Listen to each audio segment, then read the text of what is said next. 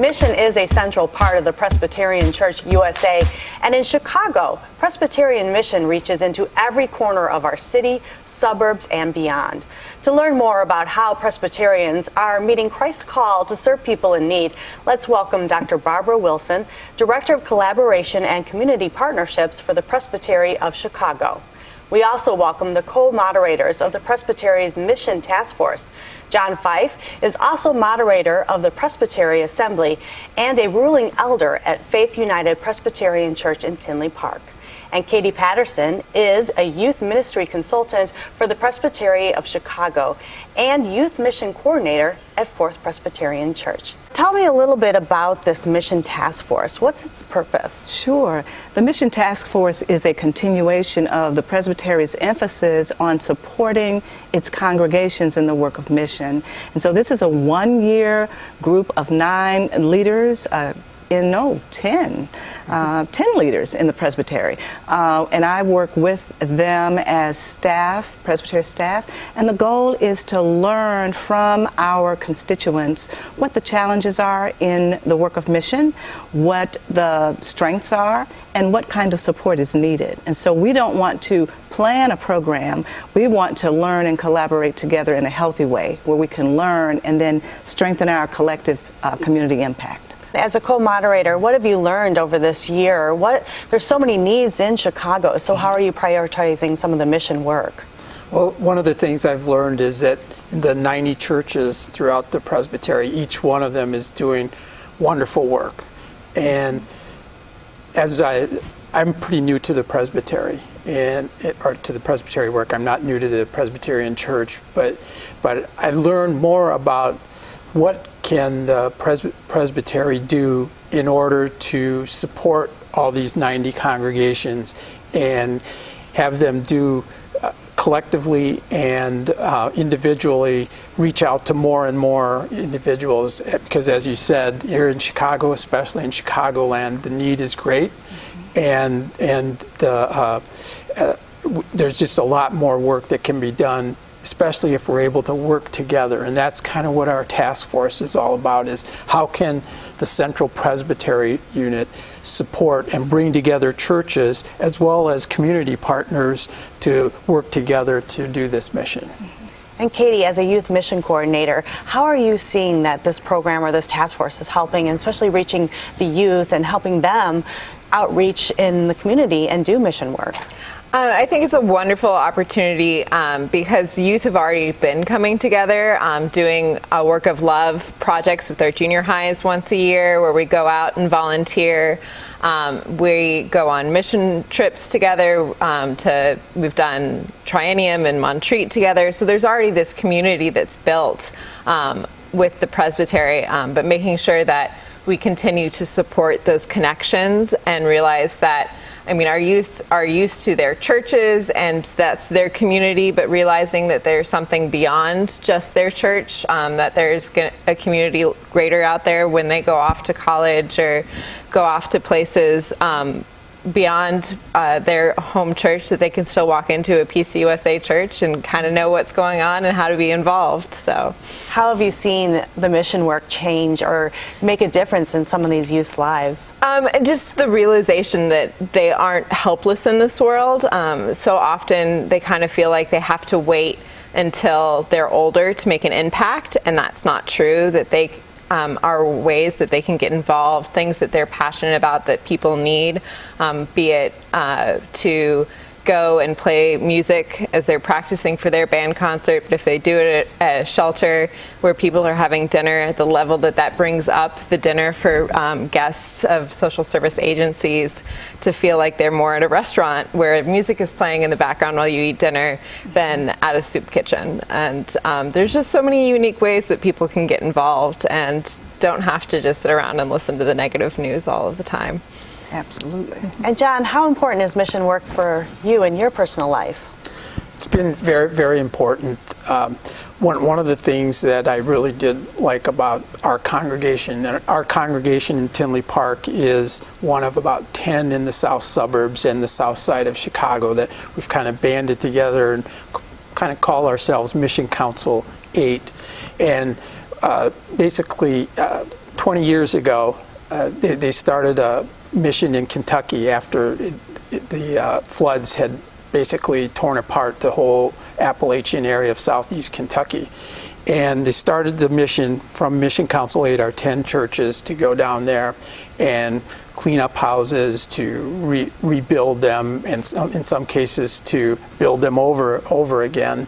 And it was intended to be a mission that encompassed all ages. We had children from 5 and 6 years old up to, we had 70 plus years old people working together. And the one thing I found out about it is that everyone says, oh, look what good you did for everyone else. But in reality, we all got much more back from that experience. And youth, middle-aged, elder, it was all the same story about how they pulled blessings from some pretty bad situations, and seeing almost the joy of the people when we went out to work with them. It makes them appreciate what they have, and sometimes we take for granted what we are so blessed with. And I think that's a hard lesson for some of the youth, right? When they go on the mission trips, Katie? Yeah, I mean, we had a group here this weekend, and they really wanted to go to Starbucks because they're staying around our church where I think there's 7 Starbucks in a 2-block radius. And so you see all of these accesses, and reminding the kids that they're not in Chicago to go to Chris Kendall Mart or to go to Starbucks every morning, but to come and do service work and kind of appreciate the situations that people are in. But it's part of the joys and challenges. And Barbara, what stories have you been hearing as you've formed this task force over the last year? What kind of mission work are the congregations really involved with here in Chicago? I think the greatest joy that I have been hearing, and I name it as a joy, is that whether it's the work of the Dakotas with indigenous Native Americans, or whether it's going to Appalachia, or whether it's working in a soup kitchen, or whether it's helping to rebuild or repair another congregation or community center, or building an urban garden and helping people in a community who are in a food desert then help grow. So it's Presbyterians working alongside and with residents in other communities. And it's a way of understanding humanity, that it's not only meeting a need, but it's building relationships. And that's what I hear the most. What are some of the challenges, though, that congregations face and that this task force maybe can help them through? Not all congregations have resources in terms of human power, men and women and young people available to help form and do some of this mission work.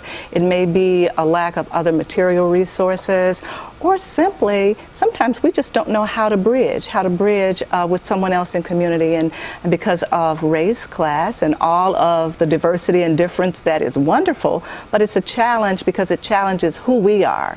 And Katie, what's some of the responses you get after the kids and the youth have gone through the work projects that you have in the weekends and that here in the Chicago area? I think it's just amazing to watch. One of the projects we typically do as a part of the work of love is to go and do gardening at the 65th and Woodlawn Community Gardens outside of First Presbyterian Church.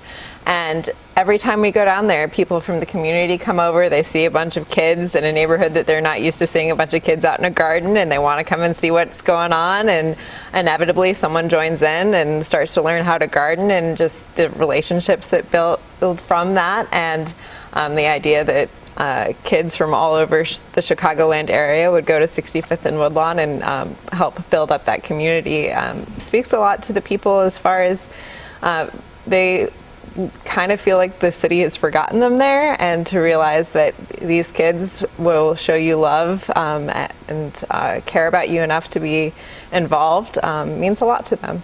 And the youth walk away changed? The youth walk away learning that Chicago is a lot bigger than they thought it was, and that they can make a difference, and learning about food insecurity, because they're used to just going to their kitchen and opening the refrigerator and finding whatever that they want, but having conversations about where grocery stores are and aren't, taking kids on public transit in Chicago and saying, like, if you have to go and carry all of your grocery bags on a bus and a train in order just to get home, how much harder that is to ensure that you have healthy food. So they learn a lot out of the experience, and it really gets them thinking about how fortunate they are and things that need to change in our community. It's great to see Whole Foods go into Inglewood, but there's a lot more work that needs to be done. And to give an example of how one opportunity can snowball, right? And so one congregation offered a mission opportunity. And what that opportunity resulted in was someone else being concerned about, well, what's the real issue behind the need that was being discussed and addressed in that community. So we ended up and I was invited just to be a part of that and to witness that. Adult education on that particular issue. They began to deal with the congregation, what is hospitality, out of our faith perspective, and then they began to look at mission projects that they're already doing, both locally, globally, and nationally, to say, are we extending that kind of hospitality? And then they took it a bit further in the series, adult education series, to say, then how can we even build deeper partnerships?